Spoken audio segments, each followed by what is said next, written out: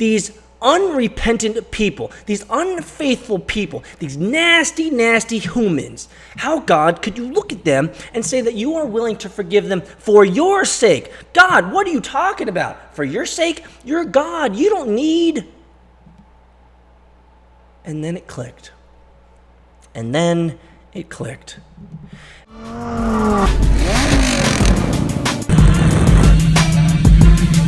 I've built many startups, most of them have failed, so Bitcoin is exactly the place that I like to be. We're going to end it right there.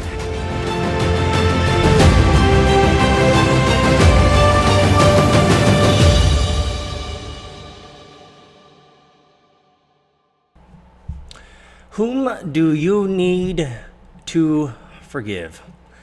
That's the topic of today's talk. And the reason is because today I looked at a little token that I have, a little token right here. And it's this right here, guys. It says, whom do you need to forgive? And why do you need to forgive him or her?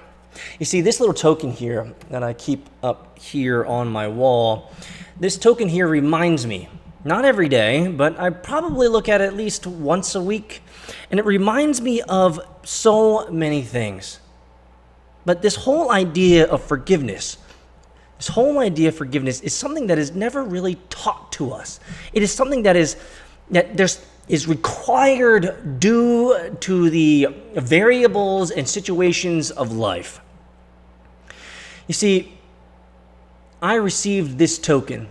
I received that token years ago, and it was given to me at just the right time.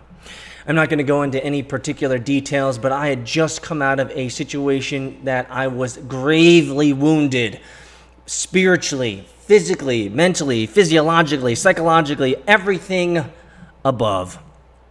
It had come at just the right moment, and it had sparked in me the desire to forgive this individual years ago, and it set me free. You see, forgiving is so powerful. The idea of forgiveness is such a powerful idea, but the process of forgiveness is so daggone painful.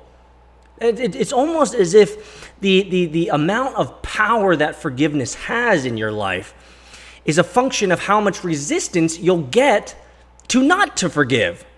Because you have to overcome yourself to forgive this individual. This individual has power over you.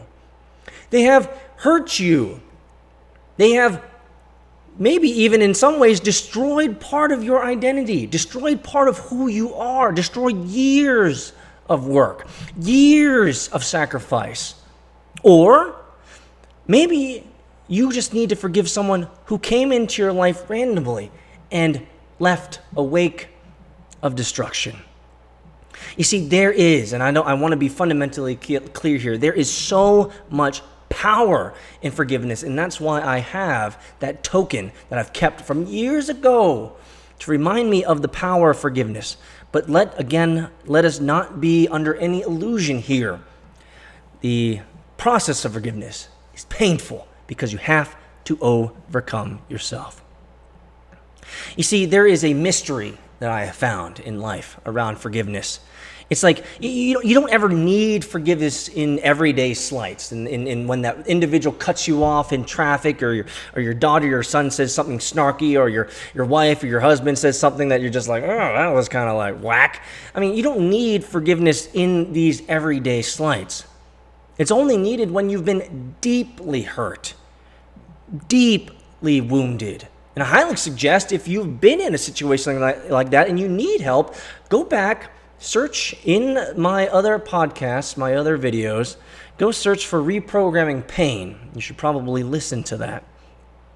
But forgiveness is never something that is trained in us. It is something that many of us, we just fall into this. We kind of need to figure it out. We kind of need to forgive this individual. We don't know really how, but we know that it's been way too long. This individual has been ruminating in our mind. The situation, the scenario has been in our mind for way too long. Weeks, months, some of you guys, for years, you've let this forgiveness go.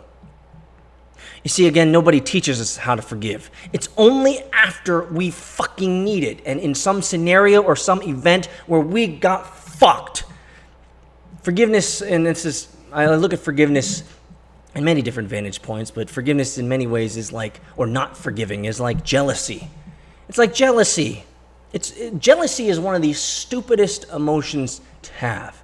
And the reason is because if you ever have jealousy, you just have to realize that that is completely self-induced. Completely self-induced. The other person ain't thinking about you. The person that you're jealous about.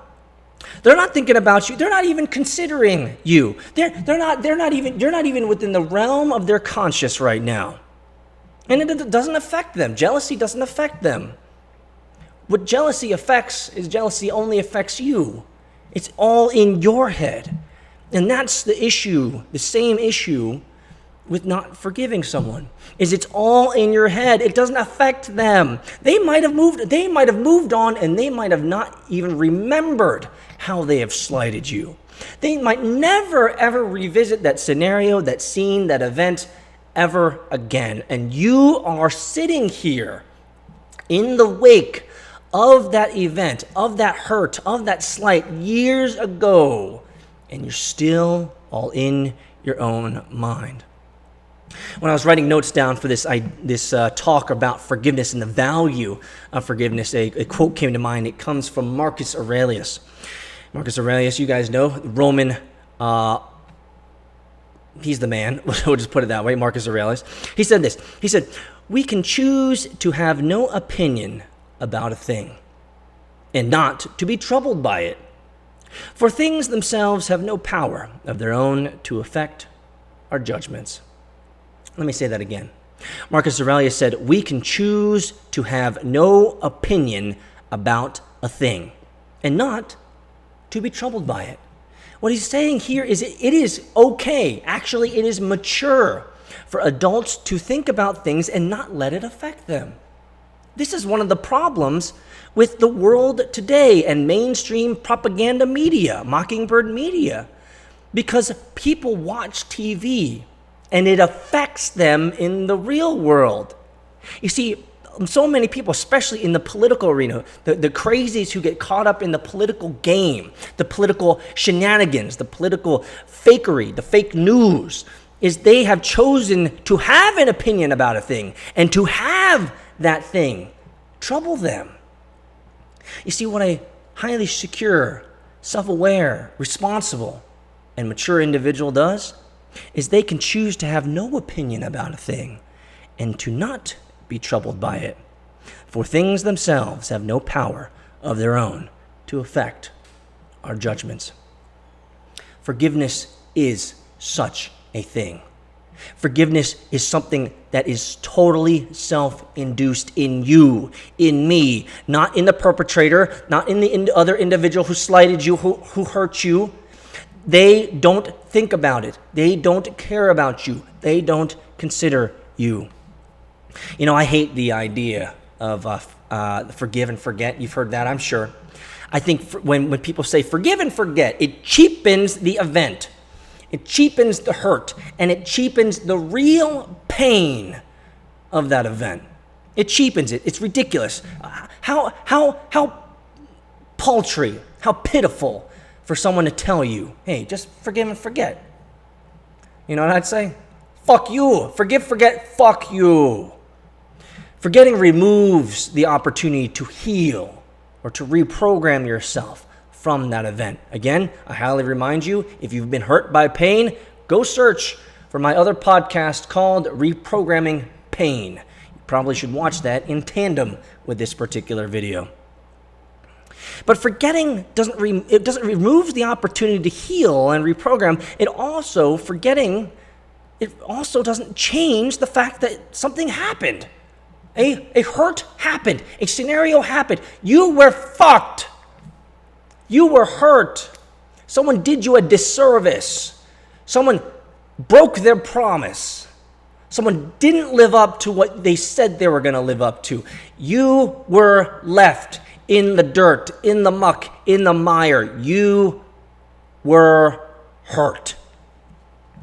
And if we try to forget these things, it'll move us into denial. I can't tell you how many times I have counseled individuals in which they are completely in denial of life because they have not forgiven individuals who have fucked them, and they have allowed that to fester. They have allowed that to boil. They have allowed that to grow in them to the point where it has consumed them, where they no longer, and this is the scariest part, is that they no longer know how to live outside the context of that pain. When you don't forgive and you let it boil and fester, you know what happens? That non-forgiveness, that non-healing, what it does is it retards your growth forever. You will continue to be a man-child. I can't tell you how many times I have met grown-ass men above 40 who are actually still man-child. And the reason is because they are in denial of the hurts and the pains of the past. They can't get over it. They literally cannot operate outside the context of that pain. That pain has become their identity. It's become their crutch, and they have become victims to it. Some of the most, and this is not, it's not to slight anyone out there that's listening, but I will say the most weak-minded individuals I have ever met, mostly men, the most weak-minded men I've ever met are men who can't forgive. They're in denial. They need to let that shit go. Forgiving also means that you're not condoning. This is important. Like, forgiving also means that you're not condoning what happened. Nor does it mean that you should accept that the fact the person had the right to hurt. They didn't have a right to hurt you. Just because you're forgiving someone doesn't mean that you're condoning the fact that they did something to hurt you. It also, forgiving someone also doesn't mean that you're accepting that it was right for them to hurt you. No, it was wrong. You were fucked. You were hurt. It was unfair within the situation. Despite forgiving someone, it does not remove the consequences of the other party. It never removes the consequences. And I think so many men, and I'm just going to talk about men for here, because I don't know women. I don't know shit about women. But with so many men, they feel like forgiving is a weakness. They feel that it is something that shows weakness in them. Fuck that. I have this token up on my desk, up on my wall here that says, whom do you need to forgive? Why do you need to forgive him and her? That makes me stronger. And I'll tell you the reasons why in just a little bit. But I fucking hate that whole forgive and forget. It's pithy. It's shitty. It's bad advice. Don't forget. Reprogram that pain. But do forgive for your sake. As I was writing a couple notes down of how to round this all out, I thought of probably the two examples that came immediately to my mind, and this is just natural, so forgive me, but I have to talk about them. Jesus on a cross. Could be just a story to you, don't care. But you see, Jesus on a cross, when he was on that cross, you might remember how the story goes. He looks over to his left, he looks over to his right of these other thieves and other unworthy individuals while he's up there suffering, and he cries out to God. Do you remember what he says in context and in regard to the other two men who are destined for death? He says to God, he says, forgive them, for they know not what they do. Forgive them, for they know not what they do. You see, Jesus understood forgiveness. He really did. Is Jesus condoning these two individuals who are damned to a very painful death? No. When Jesus is saying, God, forgive these individuals, and forgive the individuals that are doing this nasty stuff to us. I got to make a little mixed up here, right? He said to the two thieves, right? The two thieves that one of them is going to see us in paradise, and he says, forgive the people that are hurting us, right? All the soldiers and the Romans. I apologize. It was not just towards the thieves. But he's not condoning what's happening. He doesn't agree with what's happening, why these individuals are getting killed, and why especially he is getting killed for doing basically nothing. He's not condoning them, nor is he accepting the fact that what they're doing is wrong. And he's certainly not forgetting their sins. He's not forgetting what is happening. But he knows that forgiveness is so powerful. And for him, with all of his influence, with all of his power, with all of his godliness and perfection, he can look down at those Roman soldiers who have lifted him up high, nailed him to the cross, and he can look at them and says to God, forgive those soldiers, forgive these people, for they know not what they do. Jesus is the example of forgiveness at its greatest form, because he gave what many of us, if we're intellectually honest, would not. The second example that comes to me is from Isaiah 43. Now, don't need to give you any context, and frankly, it doesn't matter. The only thing that is important from this particular passage is God is forgiving. And what does God say in Isaiah 43? He says, I forgive them for my own sake. I'll tell you guys this. When I had finally read that, years and years and years ago, and it really hit me to the core, I finally understood the value of forgiveness. You see, in Isaiah 43, God is saying, wait. God is saying, I will forgive them for my own sake. Well, wait, hold up. Pump the brakes. Wait a minute, God. You're all good. You're all knowing. You're all just, right? So, how can you say such a thing? How can you say that you are willing to forgive these stupid people, these unrepentant people, these unfaithful people, these nasty, nasty humans? How, God, could you look at them and say that you are willing to forgive them for your sake? God, what are you talking about? For your sake? You're God. You don't need. And then it clicked. Because God is so great, because God is so good, because God is all loving, he forgives them for his own sake because he understands the value and purpose of forgiveness. It's not for the Hebrews. It's not for the Israelites. It's not for the people. It's for him. And you might say, well, whoa, pump the brake, bro. God needs to forgive for his own sake because he doesn't want to be burdened by it? And the answer is exactly. God in Isaiah 43 is proving the model. He says, I'm forgiving these motherfuckers for my sake. Not for their sake, for me. And you say, God, but why? How do you get burdened? And God says, because I don't want to burden myself with your sin, your evil, your wrongdoing. No, I'm not condoning it. No, I'm not going to accept it as it is. It's still wrong. But you know what? I'm not going to hold on to it. It is of no value to me. That's why we need to forgive. It's for your sake. 5 things, guys, as I round this out. 5 reasons why you should forgive. And keep it on your mind every time you're deeply slighted. Number 1, it sets you free mentally. It sets you free mentally. It allows you to finally move forward. Don't forget it. Forgive them so that you can move forward mentally, physically. Move forward. Be free. Why do you want to be under the bondage of this negativity, this negative vibration, this negative juju? Fuck them. They ain't thinking about you. Trust me. They ain't thinking about you today.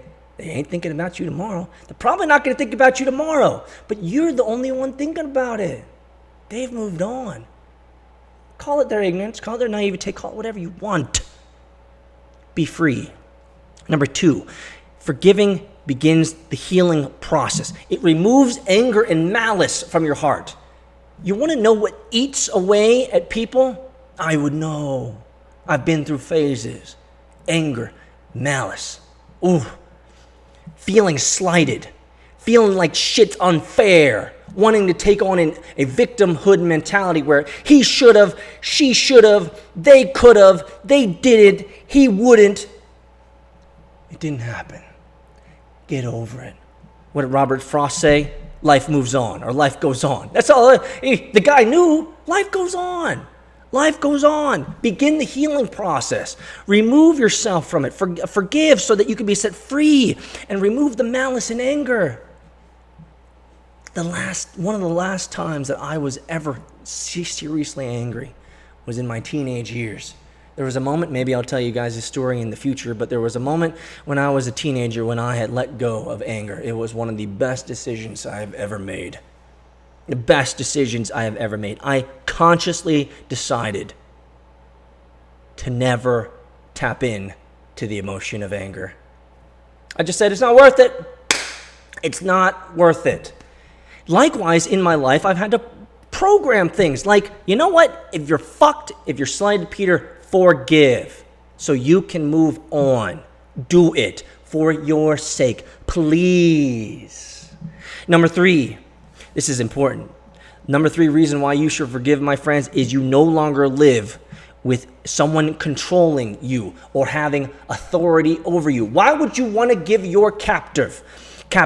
Why would you want to be a prisoner of pain? Why would you want someone else who doesn't care about you, is not thinking about you, has probably moved on? Why would you want them to have authority over your life today? Your life today has no relevance, no context to that pain of the past. Move on. Stop letting them control you. They're not you.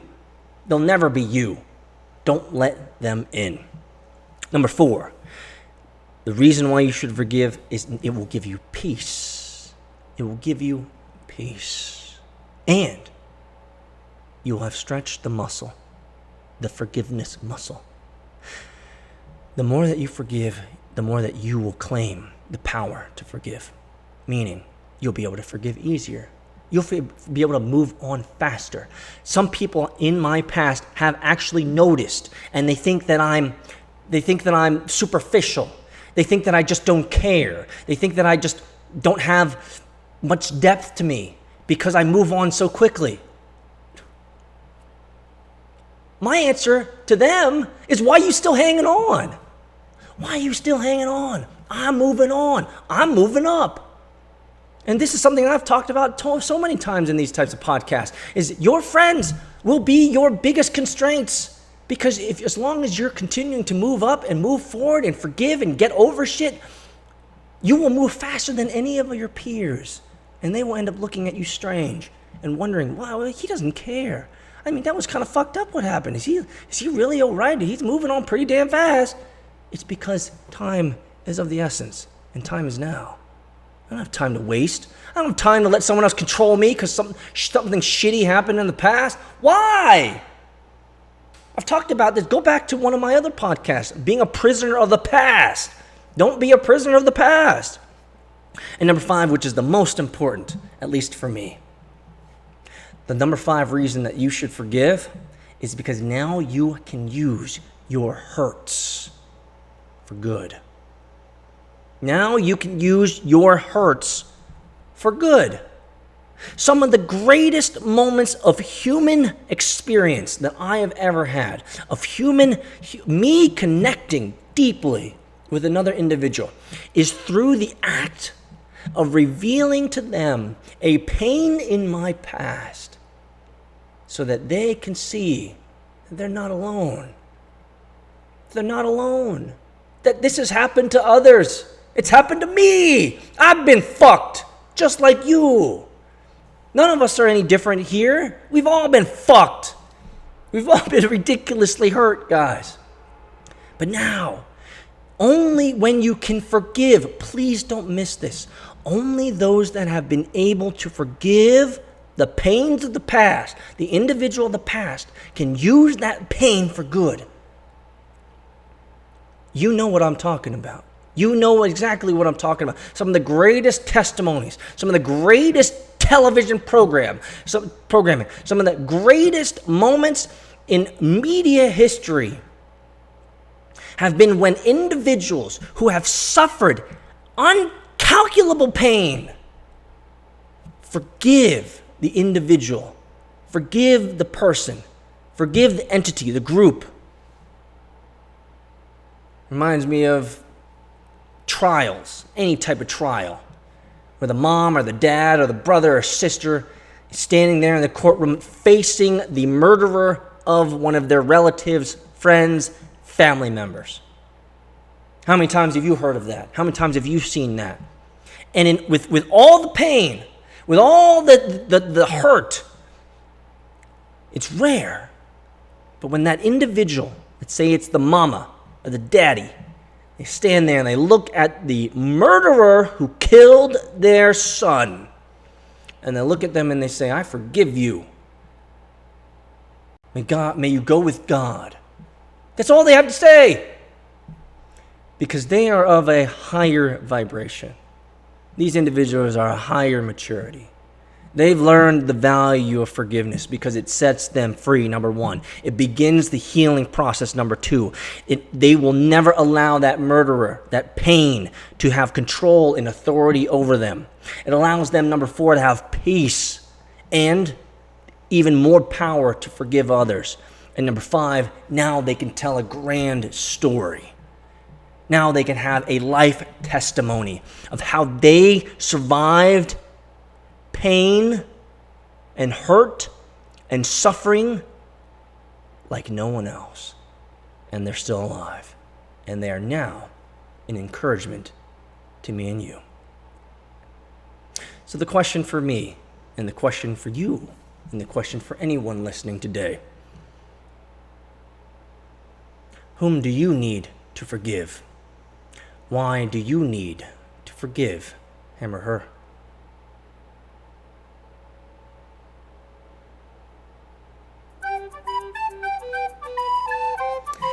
This is Peter, the Bitcoin Lambo. If you enjoyed this episode, subscribe, smash the like button, and send this to someone in your network who needs to forgive, to be set free. Peace out.